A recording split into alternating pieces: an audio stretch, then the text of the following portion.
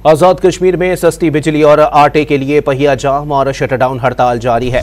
अवामी action committee की call पर मार्च में शिरकत के लिए आज़ाद कश्मीर भर से काफिले मुजफ्फराबाद की जानिब रवां दवा हैं। मुजफ्फराबाद मदीना मार्केट में मार्च में शिरकत के लिए अवाम की बड़ी तादाद जमा हो गए। मजीद जानते हैं डॉन न्यूज़ के नुमाइंदे हनीफ खान तुर्क से। हनीफ, बताइएगा मुजाहिरीन को रोकने के लिए पुलिस की जानिब से क्या इकदाम किए गए हैं? जी हनीफ।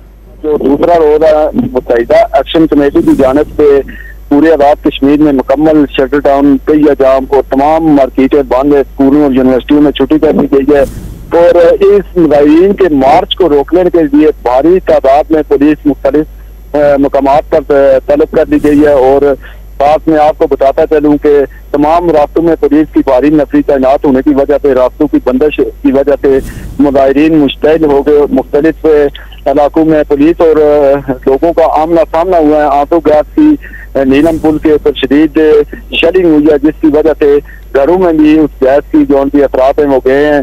टांगा स्टैंड, अजीज शाह, सुल्तान पुल पर पुलिस और मुजाहिरीन में बेतला तसादम हुआ है और मुजाहिरीन ने उनके ऊपर बोतलों से, कांच की बोतलों से भी हमले किए हैं। और संसद के जोन के असिस्टेंट कमिश्नर को भी एक घर के अंदर कैद कर दिया गया। मुत्तहिदा एक्शन कमेटी ने ये हुकूमत से मुतालबा किया है कि ताकत के इस्तेमाल से जो अवामी मामलात हल नहीं होंगे। जितनी भी आप ताकत का इस्तेमाल करेंगे लोग इतने ही मुश्तैल होंगे। और जौन सा मदीना चौक के अंदर हजारों की तादाद में मुजाहिरीन जौन से वो पहुंच चुके हैं और पहुंचना शुरू हो रहे हैं, तमाम रुकावटें तोड़ रहे हैं। और आज़ाद कश्मीर में लोगों का कहना है कि उनको 60 की दहाई में जो मायदा किया गया था हुकूमत पाकिस्तान के साथ बिजली के फ्री होने का, तो वो उसके ऊपर अमल दरामद किया जाए। उनको सब्सिडी वाला आटा जौन सा हुकूमत की जौन सी है पॉलिसी के मुताबिक उन्हें फराहम किया जाए। उनको किसी सूरत में मंजूर नहीं है कि वो महंगी बिजली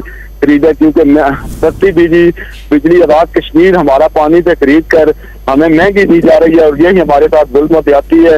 इसी सिलसिले में पूरी आज़ाद कश्मीर में जौन सा है वो काफी हालात शदीद कशीदा हो गए और मीरपुर और दीगर इलाकों के अंदर दफा 144 का निफाज भी कर दिया गया। यूनिवर्सिटी, कॉलेज और तमाम तालीमी इदारे भी बंद कर दिए गए और हालात आज़ाद कश्मीर में काफी ज्यादा कशीदा होते जा रहे हैं। शुक्रिया हनीफ खान अपडेट करने के लिए।